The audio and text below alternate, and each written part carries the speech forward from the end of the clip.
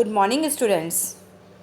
आज हम स्टार्ट करने जा रहे हैं एंडोक्राइन सिस्टम का पार्ट 4, जिसमें हम एड्रिनल ग्लैंड, पैनक्रियाज ग्लैंड जो है उनकी स्ट्रक्चर, उनसे स्रावित होने वाले हार्मोन्स और उन हार्मोन की कमी या अधिकता से हमारे शरीर पर क्या क्या प्रभाव पड़ते हैं उनके बारे में पढ़ेंगे। ये लेसन आपके हर तरह के कंपटीशन एग्ज़ाम्स जो है उनमें बहुत ही महत्वपूर्ण स्थान रखता है। तो चलिए स्टार्ट करते हैं हमारा आज का लेक्चर। वीडियो स्टार्ट करने से पहले अगर आपको मेरा चैनल पसंद आता है तो प्लीज़ मेरे चैनल को सब्सक्राइब कीजिए और मेरे वीडियो को लाइक और शेयर करें। तो स्टार्ट करते हैं एंडोक्राइन सिस्टम पार्ट 4। जैसा कि हम सभी जानते हैं कि जो एड्रिनल ग्लैंड होती है वो हमारे किडनी जो होती है उसके ऊपर स्थित होती है। जो वृक्क है हमारे उसके ऊपर जो है स्थित होती है, इसीलिए इस ग्रंथि को अधिवृक्क ग्रंथि भी कहते हैं। एड्रिनल ग्लैंड जो होती है ये अगर हम देखें तो इसके दो पार्ट होते हैं, अधिवृक्क कॉर्टेक्स और अधिवृक्क मध्यांश। अधिवृक्क कॉर्टेक्स जो होता है वो इसका बाहरी भाग होता है और अधिवृक्क मध्यांश जो होता है, अधिवृक्क मेडुला भी कहते हैं, ये इसका भीतरी भाग होता है। कॉर्टेक्स जो होता है वो 80 से 90% पार्ट इसका बनाता है और जो मध्यांश होता है वो 10 से 20% पार्ट जो होता है इसका बनाता है। अधिवृक्क कॉर्टेक्स जो होता है वो मेसोडर्म से निर्मित होता है एंड मध्यांश एंड एक्टोडर्म से निर्मित होता है। इस तरह से आप इस डायग्राम में देख सकते हैं कि ये वाला जो बाहर वाला रीजन जो है ये है कॉर्टेक्स और ये सेंटर वाला जो रीजन है ये है मेडुला। तो इस तरह से इसके दो पार्ट है। अधिवृक्क कॉर्टेक्स 3 लेयर्स होती है इसकी, zona glomerulosa, zona fasciculata and zona reticularis. बाहर वाली लेयर जो है जोना ग्लोमेरुलोसा, आपको दिख रही है ये वाली स्ट्रक्चर ब्लू कलर की बनी हुई। सेंटर वाली जो है zona fasciculata and inner side वाली जो होती जोना रेटिकुलरिस। इन तीनों लेयर से अलग अलग हार्मोन जो होते हैं वो सिक्रीट होते हैं। और वो हार्मोन्स कौन कौन से होते हैं? तो जोना ग्लोमेरुलोसा से होता है मिनरेलोकॉर्टिकॉइड, जोना फेसिकुलेटा से होता है ग्लूकोकॉर्टिकॉइड, जोना रेटिकुलरिस से होता है लिंक हार्मोन और सेक्स हार्मोन। तो अलग अलग लेयर्स जो है उनसे अलग अलग हार्मोन जो होते हैं वो सिक्रीट होते हैं। अब हम बात करते हैं अधिवृक्क मध्यांश की। मेडुला रीजन जो होता है सेंटर वाला पार्ट है, आप देख रहे हैं, और इस रीजन से दो हार्मोन सिक्रीट होते हैं, एड्रिनेलिन एंड नॉर एड्रिनेलिन। इनका एक और नाम है एपिनेफ्रिक एंड नॉन एपिनेफ्रिक। तो इस तरह से एड्रिनल ग्लैंड जो होते हैं उससे टोटल जो होते हैं वो 5 हार्मोन जो होते हैं 6 होते हैं। कॉर्टेक्स रीजन से 3 और मेडुला रीजन से 2 हार्मोन जो होते हैं वो सिक्रीट होते हैं। अब हम मिनरेलोकॉर्टिकॉइड के बाद में पढ़ेंगे। मिनरेलोकॉर्टिकॉइड नाम से ही पता चल रहा है, मिनरेलोकॉर्टिकॉइड मिनरल्स यानी हमारा बॉडी जो है उसके अंदर ये मिनरल्स यानी सोडियम है, क्लोराइड है, पोटेशियम है, इनके लेवल को ये मेंटेन करके रखता है। तो इसका एक बहुत ही बेस्ट एग्जांपल है एल्डोस्टेरॉन। इसका मुख्य कार्य क्या होता है? ये हमारी जो वृक्क नलिका है यानी ये किडनी की जो ट्यूब्यूल्स है, पीसीटी, डीसीटी, हेनलेज लूप, इनमें सोडियम और क्लोराइड आयंस जो होते हैं उनके एब्जॉर्प्शन जो होता है उनको बनाए रखता है। और साथ ही ये हमारे ब्लड में, रुधिर में भी खनिज आयनों की मात्रा को क्या करता है? नियंत्रित करता है। इट मीन्स ये मिनरल्स जो होता है उसके लेवल को ब्लड में और किडनीज में क्या करता है? बैलेंस करके रखता है। सेकेंड जो हार्मोन है ग्लूकोकॉर्टिकॉइड, इसका बेस्ट एग्जाम्पल है cortisol and cortisone. Cortisol and cortisone, glucocorticoid, ग्लूको means glucose से रिलेटेड। इट मीन्स ये हमारे ब्लड में क्या करेगा? ग्लूकोज के लेवल को मेंटेन करके रखेगा। अब हम इसका फंक्शन देखें तो कार्बोहाइड्रेट, वसा और प्रोटीन जो होता है उसके मेटाबॉलिज्म यानी उपापचयन को ये क्या करता है? नियंत्रित करता है। साथ ही ये प्रतिरक्षा निषेधात्मक कार्य भी करता है। प्रतिरक्षी निषेधात्मक से क्या तात्पर्य है कि हमारे शरीर में अगर किसी भी ऊतक में संक्रमण हो जाता है तो ये प्रतिरक्षी पदार्थ बनने की क्रिया को क्या करता है? रोकता है। और ये प्रतिरक्षी निषेधात्मक यानी इम्यून सप्रेसिव की तरह बिहेव करता है। साथ ही जब अंगों का प्रत्यारोपण होता है, जब ऑर्गन ट्रांसप्लांटेशन किया जाता है बॉडी में, उस वक्त ये क्या करता है? ये हमारी बॉडी के अंदर वाटर और सॉल्ट्स जो होते हैं उनका बैलेंस करके रखता है। इसका उपयोग जो होता है गठिया है और दम्मा जो होता है उन आदि रोगों के उपचार में भी किया जाता है। तो इस तरह से ग्लूकोकॉर्टिकॉइड जो होता है ये हमारी बॉडी के अंदर जो है, एक ग्लाइकोजिनेसिस है, ग्लाइकोनियोजिनेसिस है, यूरोजिनेसिस है, इनको भी क्या करता है, प्रेरित करता है। देन नेक्स्ट जो है सेक्स हार्मोन, लिंग हार्मोन, ये 3 टाइप के होते हैं। Androgen, it is also known as testosterone, then estrogen and progesterone. Androgen जो होता है वो मुख्य रूप से वृषण में स्रावित होता है, नर में, और एस्ट्रोजन और प्रोजेस्टेरोन जो होता है ये मादाओं में स्रावित होता है। बट ये दोनों हार्मोन्स जो, ये तीनों हार्मोन्स जो होते हैं अल्प मात्रा में हर प्रकार के जीवों में स्रावित होते हैं। बट अगर नर है तो उसमें वृषण होगा, जिसके कारण टेस्टोस्टेरोन का लेवल ज़्यादा होगा, तो उसमें नर के लक्षण दिखेंगे। और अगर मादा है तो उसमें अंडाशय की उपस्थिति के कारण एस्ट्रोजन और प्रोजेस्टेरोन जो है इनका लेवल अच्छा होता है, जिसके कारण उनमें मादा के लक्षण दिखाई देते हैं। तो ये हमारी बॉडी के अंदर इन हॉर्मोन्स को बैलेंस करके चलता है।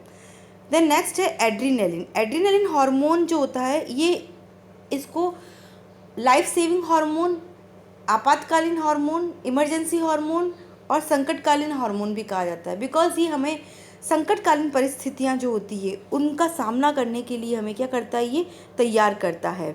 ये हमें मानसिक तनाव है, हमें जब गुस्सा आता है, डर लगता है, उस टाइम पे हमारी बॉडी के अंदर जो सिम्टम्स होते हैं वो इसके कारण ही क्या होता है, प्रकट होते हैं। ये हार्मोन उस वक्त ज़्यादा सिक्रीट होता है, जिसके कारण हमें उस वक्त क्या होती है, ज़्यादा एनर्जी मिलती है।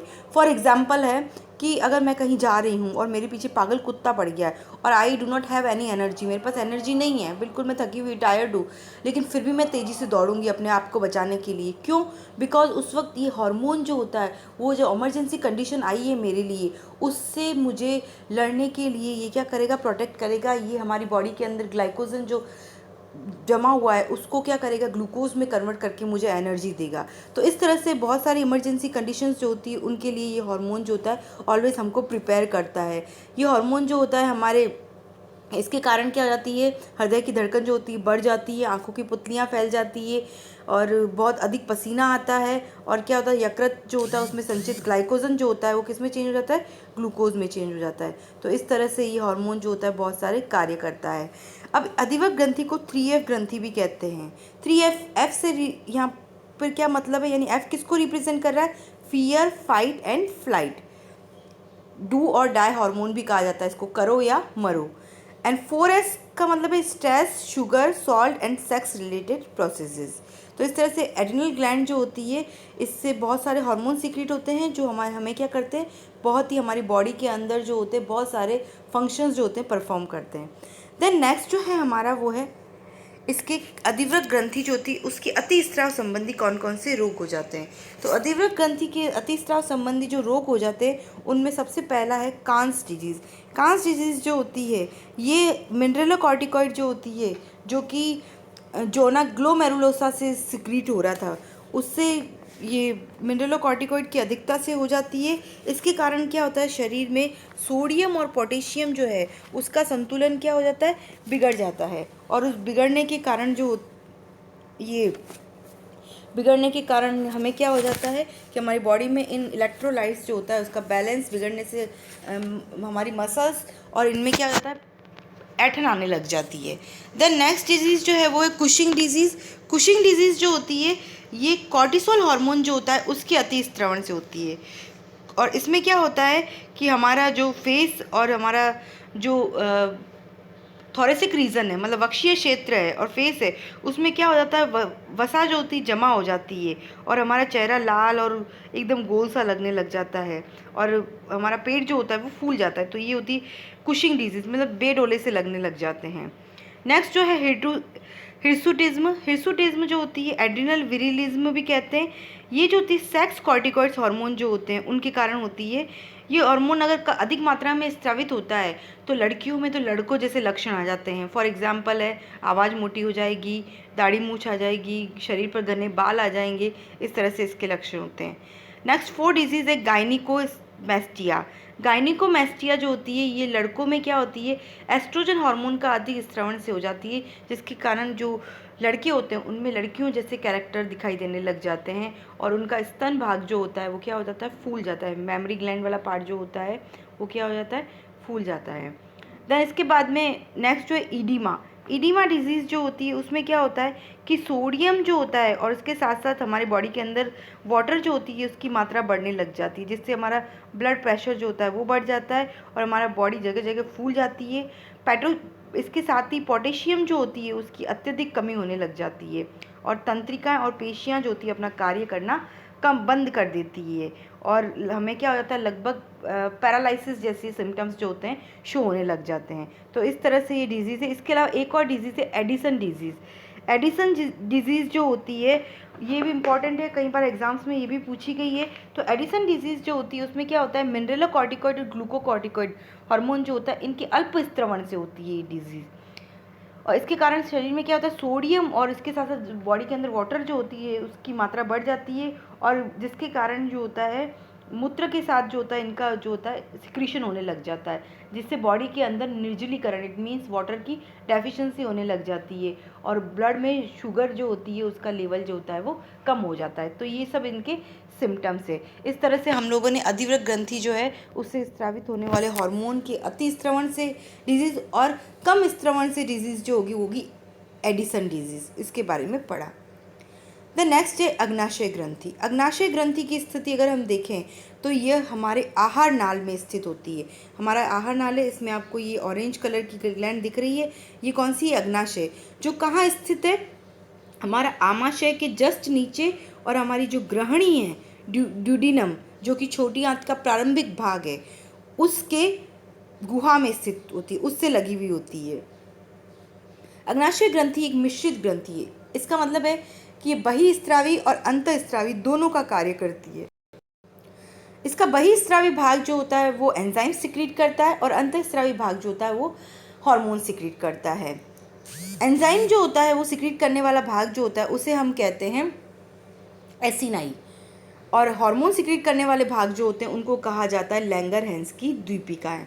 साइंटिस्ट था लैंगरहैंस, सबसे पहले उसने इसको डिस्कवर किया था। इस तरह से हम देख सकते हैं ये अग्नाशय का अनुप्रस्थ काट है, इसके अंदर ये आपको साइड में जो सेल्स दिख रही है ये सारी की सारी क्या है, ये है एसिनाई है। इट मीन्स ये वाला बहिस्त्रावी भाग है जो क्या सिक्रीट कर रहा है, इससे एंजाइम सिक्रीट कर रहा है। पाचन की क्रिया में अग्नाशयी रस इनसे बनता है और सेंटर में जो आपको ये दिख रहा है इट इज़ लैंगरहैंस दीपिकाएं और ये इसका अंतःस्त्रावी भाग है। अब इसमें 3 तरह की कोशिकाएं हैं, आपको ब्लू कलर की, डार्क ब्लू कलर की दिख रही है, इनको कहेंगे अल्फा कोशिकाएं। ये सिक्रीट करती है ग्लूकागॉन हार्मोन। साइड में आपको लाइट ब्लू कलर की सेल्स दिख रही है, इनको कहेंगे हम बीटा कोशिकाएं। ये सिक्रीट करती है इंसुलिन हार्मोन। और पर्पल कलर की सेल्स आपको दिख रही है, ये कहलाती है डेल्टा कोशिकाएं और ये करती है सिक्रीट सोमेटोस्टेटिन। तो इस तरह से अग्नाशय की लैंगरहैंस द्वीपिकाएं जो होती है उनसे 3 हार्मोन सिक्रीट होते हैं जो अलग अलग कोशिकाओं से सिक्रीट होते हैं। तो अगर हम देखें तो अल्फा कोशिकाओं से ग्लूकागॉन सिक्रीट हो रहा है, बीटा कोशिकाओं से इंसुलिन हो रहा है और डेल्टा कोशिकाओं से सोमेटोस्टेटिन जो होता है उसका स्त्रावण होता है। तो इस प्रकार से इनसे अलग अलग हार्मोन स्त्रावित होते हैं जिनका कार्य भी अलग अलग होता है। अब देखिए यहाँ पर ये क्या कार्य करता है, तो ग्लूकागॉन जो होता है ये हमारे शरीर में संचित ग्लाइकोजन को ग्लूकोज में कन्वर्ट कर देता है और हमें एनर्जी देता है। बॉडी के अंदर पाचन के बाद में जो भी ग्लूकोज बनता है उसको ये स्टोर करके रखता है और क्या होता है, ये हमें एनर्जी देता है। वसी अम्ल और एमिनो अम्ल इनको भी ये क्या करता है, ग्लूकोज में कन्वर्ट कर देता है और इस प्रोसेस को हम कहते हैं ग्लाइकोनियोजिनेसिस। तो इस प्रकार से ग्लाइकोजन वसीय अम्ल और एमिनो अम्ल को किस में कन्वर्ट कर देता है, ग्लूकोज में। कौन करता है, ग्लूकागॉन। ये ग्लूकागॉन का फंक्शन है। अब आ जाइए इंसुलिन के फंक्शंस पे। तो इंसुलिन क्या करता है, तो इंसुलिन जो होता है इसका मेन फंक्शन क्या होता है, ये ग्लूकोज को ग्लाइकोजन में कन्वर्ट कर देता है। यानी हमारी बॉडी के अंदर आफ्टर डाइजेशन जो ग्लूकोज बना है एक्सेस क्वांटिटी में बनता है, इतना यूटिलाइज नहीं होता है, तो ये ग्लूकोज जो होता है इंसुलिन इसको कन्वर्ट कर देता है ग्लाइकोजन में और लीवर में स्टोर कर देता है। तो इंसुलिन हमारी बॉडी के अंदर क्या करता है, ग्लूकोज के लेवल को क्या करता है, मेंटेन करता है। अब अगर इस इंसुलिन की डेफिशिएंसी हो जाए, कमी हो जाए, तो हमारी बॉडी में कौन कौन सी डिजीज़ होंगी। तो फर्स्ट डिजीज़ जो है मधुमेह, diabetes mellitus. Diabetes are of 2 type, diabetes insipidus and diabetes mellitus. मैंने अपने लेक्चर में आपको एक बता रखा है डायबिटीज़ इंसिपिडस के बारे में, जो कि एडीएच के बारे में, एडीएच हार्मोन से होती है। आप मेरे पहले वाले लेक्चर देखिए, उसमें आपको अच्छे से समझ में आ जाएंगी ये सारी चीज़ें। तो डायबिटीज़ मेलिटस जो है ये इंसुलिन की डेफिशिएंसी से होती है। इसमें क्या होता है कि इंसुलिन की जब कमी हो जाएगी, नेचुरली इंसुलिन जब कम हो जाएगा तो क्या होगा, इंसुलिन का फंक्शन क्या है कि ग्लूकोज को ग्लाइकोजन में कन्वर्ट करना।